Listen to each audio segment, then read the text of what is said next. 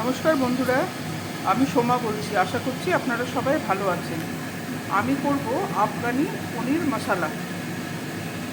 পনিরের চৌকো চৌকো পিসগুলো একটু বড় বড় করে কাটা, এর মধ্যে সাদা তেল, আদা রসুন বাটা, লবণ, গোলমরিচের গুঁড়ো আর ধনেপাতা কুচি আমি মাখিয়ে 10-15 মিনিট রেখে তেলে এটা ভেজে রেখেছি তাড়াতাড়ি ভিডিওটা করার জন্য।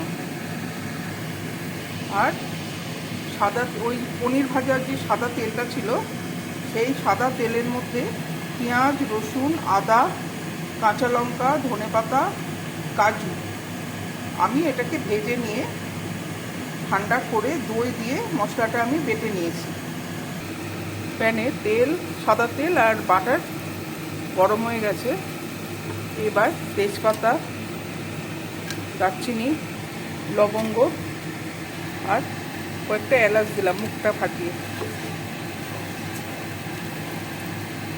এইবার ওই তেলেই জিরে গুঁড়ো, ধনে গুঁড়ো আর এই বেটে রাখা পেস্টটা দিয়ে দিচ্ছি। মশলাটাকে একটু কষিয়ে নেব। বেশি ভাজার দরকার নেই, কারণ পেঁয়াজটা আমার ভাজাই ছিল আগে। সামান্য একটু কষিয়ে নেব। ক্রিম, কসুরি মেথি,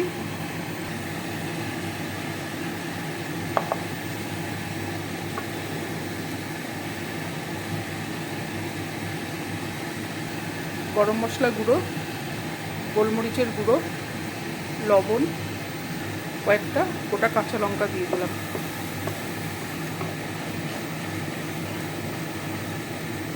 এবার ভাজা পনিরগুলো সব দিয়ে দেবো।